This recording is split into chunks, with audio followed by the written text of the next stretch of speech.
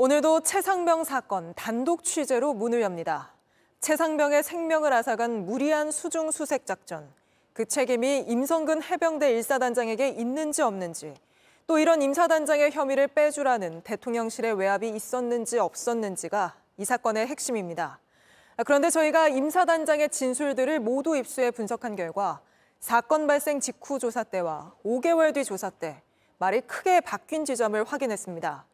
바로 최상병 실종 전날 자신이 수색 현장의 현장 지도를 나갔을 때 상황과 관련해서입니다.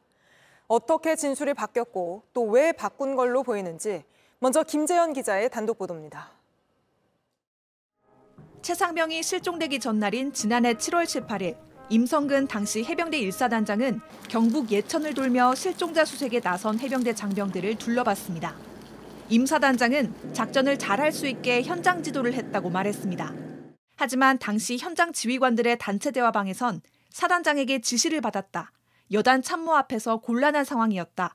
사단장이 엄청 화났다는 대화가 오갔습니다. 비슷한 시간 병사들에게는 경례를 잘 안 한다, 복장이 불량하다는 등 지시사항이 내려갔습니다. 임 사단장은 최상병 순직 일주일 만인 지난해 7월 26일 해병대 수사단에 출석해 당시 상황을 진술했습니다. 수사관이 7월 18일 현장 책임자를 질책했다고 하는데 어떤 문제가 있었냐고 묻자 쳐다만 보고 경례를 안 하고 모자를 안 쓴 것을 보고 7여단장을 통해 안전교육을 하라고 지시해서 교육했다고 답했습니다. 그런데 임 사단장이 5개월 뒤 군사법원에 낸 진술서에는 전혀 다른 내용이 적혀 있습니다. 당시 7여단장에게 직접 언급한 건 바둑판식 수색 정찰이라는 8글자밖에 없었다면서 미흡한 점이 있더라도 지적보다는 지도와 격려, 칭찬 위주로 현장 지도를 했다는 겁니다. 그러면서 미흡하거나 보완이 필요한 사항을 현장 지휘관들이 사단장 지시사항으로 확대, 왜곡, 추가한 것으로 보인다고 했습니다. 경례와 모자 등을 교육했다는 진술이 부하들이 자신의 지시사항으로 사칭한 것으로 바뀐 겁니다. 임 사단장이 자신에게 적용됐다가 빠진 업무상 과실치사상 혐의를 벗기 위해 진술을 바꾼 건 아닌지도 수사가 필요한 대목입니다. 그날 임 사단장의 현장 지도 당시 현장 지휘관들에 대한 압박이 있었는지 여부가 임 사단장의 책임 여부를 가릴 수 있는 핵심 요소이기 때문입니다. JTBC 김재현입니다. 임성근 사단장은 부하들뿐 아니라 자신의 상관인 김계환 해병대 사령관에게도 책임을 미루는 듯한 진술을 했습니다. 사령관은 실종자 수색 지시를 하지 않았지만 자신은 통찰력을 발휘해 미리 준비시켰다며 자화자찬까지 했는데 그럼에도 책임은 철저히 회피하는 입장을 내놓고 있습니다. 계속해서 유선희 기자의 단독 보도입니다. 임성근 해병대 1사단장은 지난해 12월 26일 군사법원에 260쪽 분량의 진술서를 냈습니다. 지난 3일 JTBC에 저에 대한 사실과 기억은 이날 진술서에 상세히 기록돼 있으니 참고하라고 직접 밝히기도 했습니다. 지난해 12월에는 진술서가 자신의 최종 입장이라는 겁니다. 임 사단장은 진술서를 통해 해병대 수사단의 주장을 조목조목 반박했는데 특히 지난해 7월 15일 경북 소방본부에서 재난지원 요청을 받았을 당시 상황을 상세하게 적었습니다. 오전 7시 22분 박모 소방정에게 지원 요청을 받았고 오전 7시 반에 김계환 해병대 사령관에게 보고했다고 분 단위로 상황을 진술했습니다. 그리고 사단장 의견을 별도로 적었는데 사령관님에게 상황을 보고하고 재난지원 가능성에 대비해 출동 태세를 유지하라는 당부를 받았지만 실종자 수색 지시는 받지 못했다고 했습니다. 누구에게도 실종자 수색이라는 임무와 과업을 지시받거나 전달받지 않았고 어떻게 조치해야 한다는 매뉴얼도 없었다는 주장도 내놨습니다. 그리고 아무런 지시도 없었지만 사단장은 통찰력을 발휘해 취임 이후 최초로 비상소집이라는 특단의 조치를 통해 부하들에게 대비하라는 지침을 내렸다고 했습니다. 지시를 하지 않은 사령관도 문제, 매뉴얼도 문제, 자신의 지시를 따르지 않은 부하들도 문제였지만 오로지 자신만은 통찰력을 발휘해 명확한 지침을 내렸기 때문에 책임이 없다고 주장했던 겁니다. JTBC 유선입니다.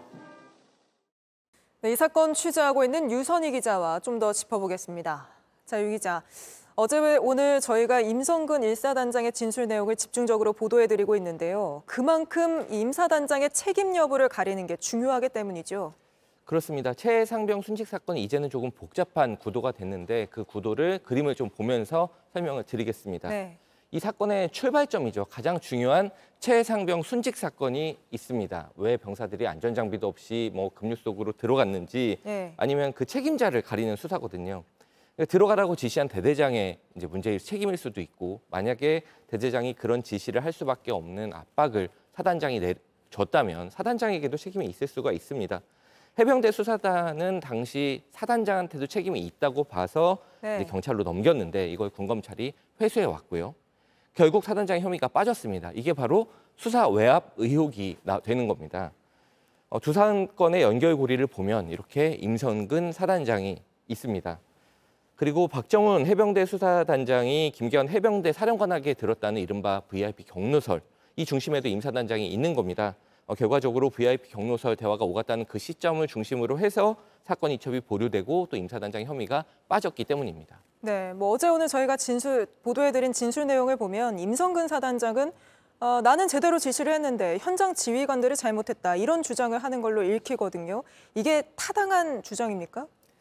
일단 해병대 수사단은 당시에 그렇지 않다고 봤습니다. 그래서 네. 임 사단장에게 책임이 있다고 봐서 업무상 과실치사상 혐의를 적용을 해서 경찰로 넘겼던 거고요. 하지만 임 사단장이 말이 맞는지 여부는 이제 경찰과 공수처의 수사로 가려져야 되기 때문에 제가 지금 단정해서 말씀드리기는 어렵습니다. 다만 참고할 만한 아주 중요한 진술이 있어서 저희가 하나 준비를 해봤습니다. 최상병 순직 당시에 검시에 네. 참여했던 군검사의 진술입니다. 너무 중요하기 때문에 조금 길지만 그대로 읽어보겠습니다. 저는 검시에 참여한 군검사로서 사건 지휘를 위해 기록을 살펴본 적이 있습니다. 그 기록은 숨진 최상병과 함께 현장 수색 작업에 참여한 인원들의 진술서로만 이루어져 있었고, 간부와 병사를 막론하고 현장 인원들의 진술서 중 다수에서 최상병 순직 사고의 책임자로 사단장을 지목하는 듯한 진술을 발견할 수 있었습니다. 라고 진술을 했습니다. 이 진술만으로 임 사단장의 말이 틀렸다 이렇게 단정할 수는 없습니다. 다만 한 발짝 떨어져서 현장의 진술서를 가장 제대로 본 군검사의 진술은 임 사단장의 진술 내용과는 분명히 다릅니다. 네, 그렇게 한 발짝 떨어져서 본 군검사의 진술이 맞다고 한다면 임성근 사단장의 진술은 자신의 책임을 회피하려고 하는 그런 걸로밖에 볼 수 없는 상황 아닌가요? 임 사단장은 직접 진술을 할 때든 아니면 진술서를 제출한 것이든 본인의 책임은 없다 이렇게 일관되게 주장하고 있습니다. 어제 전해드린 천안함 잔해 수거세 때도 구명조끼는 없었다라는 발언이라든가 나는 물에 들어가지 말라고 했는데 입수를 지시한 현장 간부가 문제라는 발언이나 또 위험한 상황을 자신 있게 말하지 않는 그런 조직 문화가 문제였다라고 하는 발언, 부하들, 해병대 조직 문화, 심지어 해병대 사령관한테까지 책임을 미루는 그런 취지였습니다. 앞서 김재현 기자의 리포트로 저희가 전해드린 것처럼 이런 임 사단장의 진술이 5개월 만에 달라졌는데 이것도 책임을 회피하기 위한 의도는 아니었는지 규명이 필요한 대목입니다. 네, 알겠습니다. 오늘은 여기까지 짚어보겠습니다. 유선희 기자였습니다.